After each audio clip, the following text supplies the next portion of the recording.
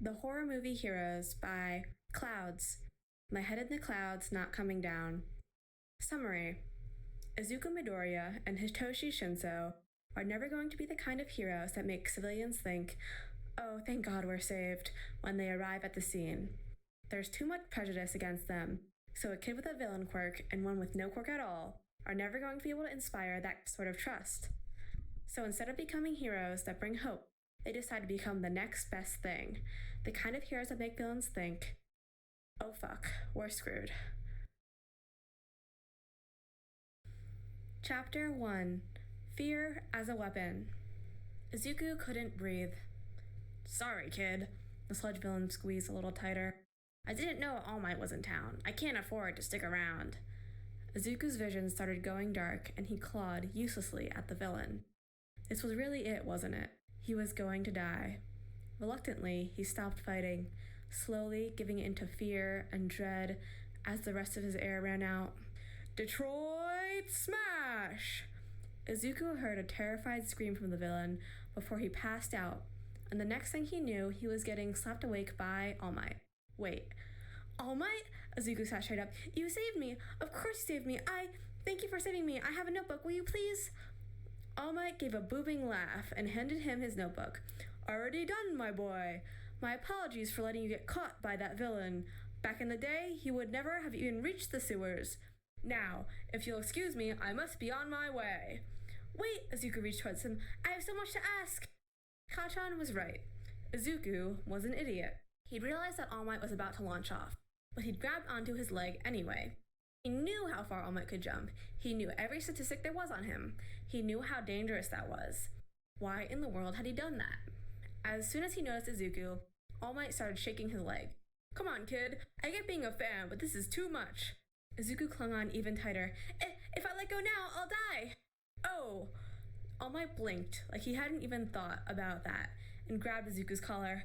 "Right, just close your mouth and eyes, kid. You look gross." Izuku did as he was told, and after a few seconds, he felt a jolt as All Might landed. Immediately, all the terror-fueled strength he hadn't known he'd had left him, and he collapsed onto the ground. I'm alive." "Barely," All Might huffed. "What was so important that you did something so stupid, kid?"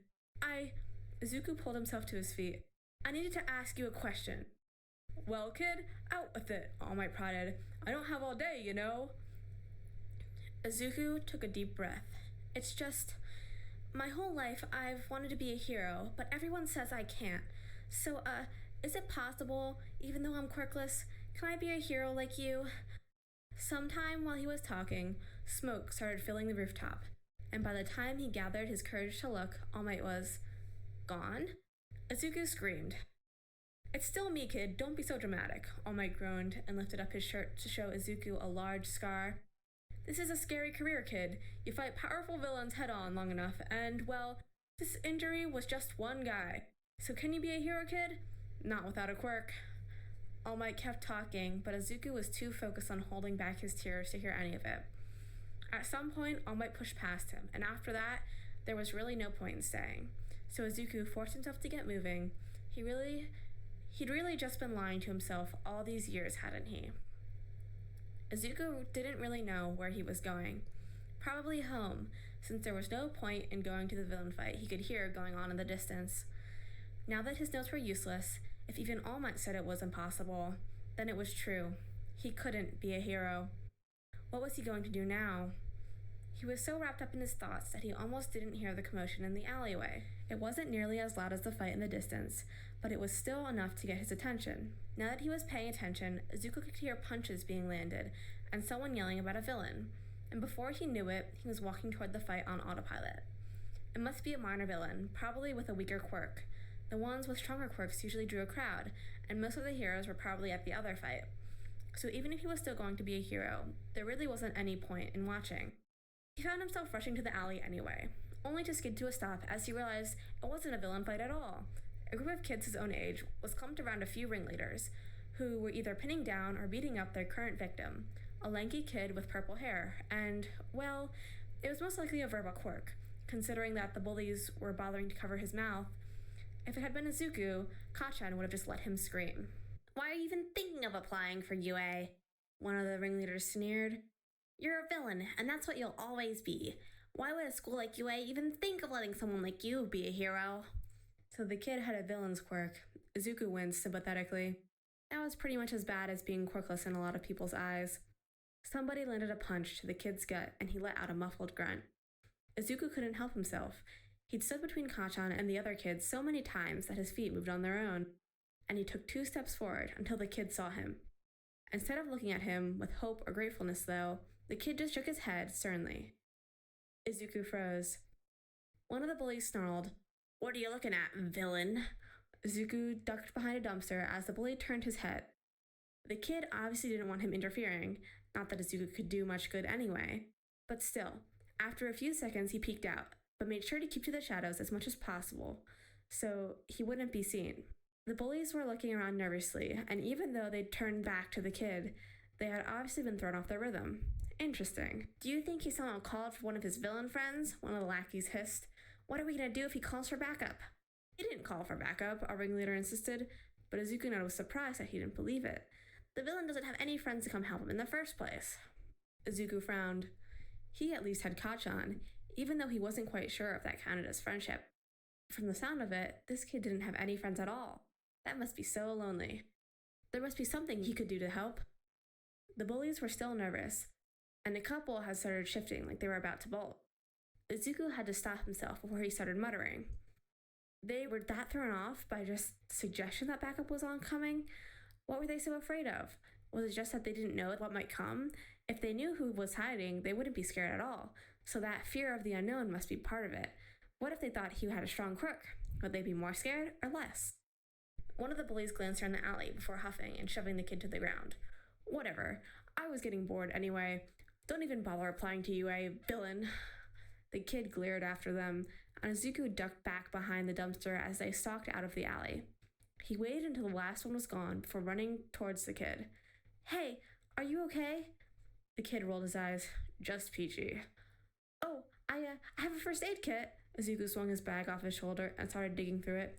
I have bandages and burn cream and... Don't bother, I have my own. The kid was already kneeling next to his own backpack, and within a second, he'd pulled out a first aid kit, just as intense as Izuku's. So, you're obviously pretty beat up, too. What do they hate you for? Oh, all of a sudden, Izuku's brain felt fuzzy, and his arms fell limply at his sides, his fingers barely managing to hang on to the strap of his backpack. The kid refused to look at him as he started bandaging his bruises. Go away. Izuku couldn't say he was very surprised when his body started obeying on its own. Brainwashing would explain why the other kids were calling him a villain and why they were covering his mouth, since it seemed to activate with a question.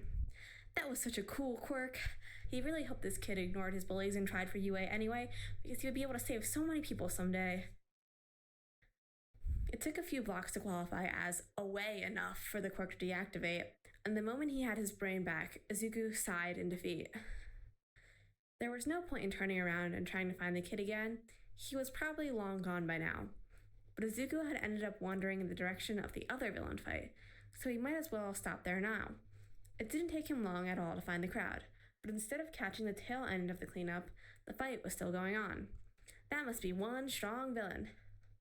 How long has that kid been in there? I don't know, but if he's still alive, he hasn't got long. The villain had a hostage? What was the villain's quirk? Was it something with fire, or... Izuku finally elbowed his way through enough of the crowd to be able to see the villain, and he gasped. The sludge villain must have escaped the bottles All Might shoved him in. This was his fault.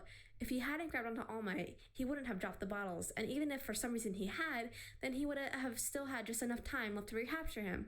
Izuku cursed himself and pushed a little closer. Was the hostage even still alive? Izuku had felt like he was going to die after only a few seconds.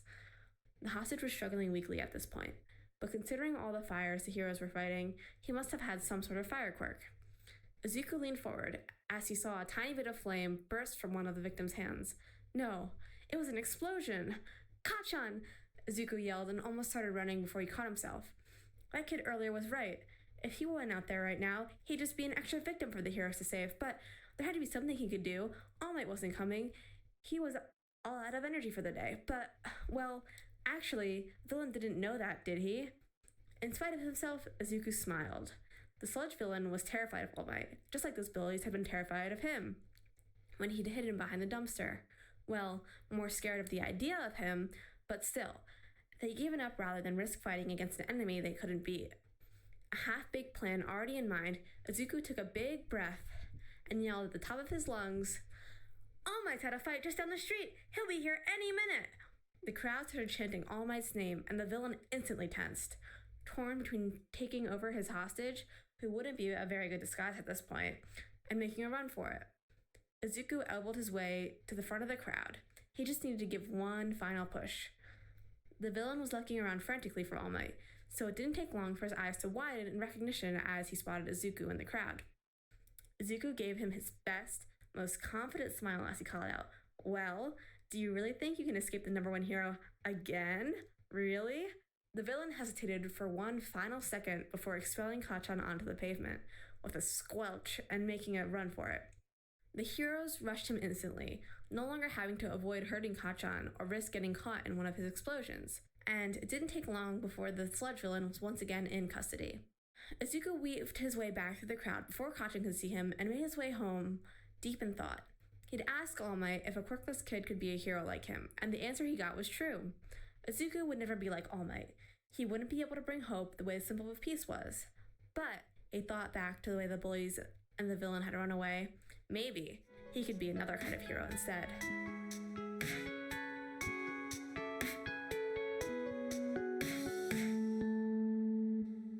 Hello, my Bumblebees. It's Teddy BB Bear here.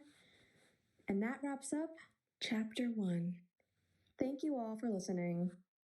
And I hope you all enjoyed this wonderful story by Clouds, My Head in the Clouds, Not Coming Down. This podfic is brought to you as a Project Cyclone production. More info about other projects we've worked on in the description, as well as links to our website and Instagram. If you want to support Project Cyclone and all our future productions, please consider joining our Patreon or sharing our content through word of mouth. We really appreciate your support. It makes it possible for me and my friends behind the scenes to keep making content for you guys. Also, don't forget to like, comment, and subscribe on whatever platform you may be listening to us. Sweet dreams and a restful hibernation to you all. Bye-bye.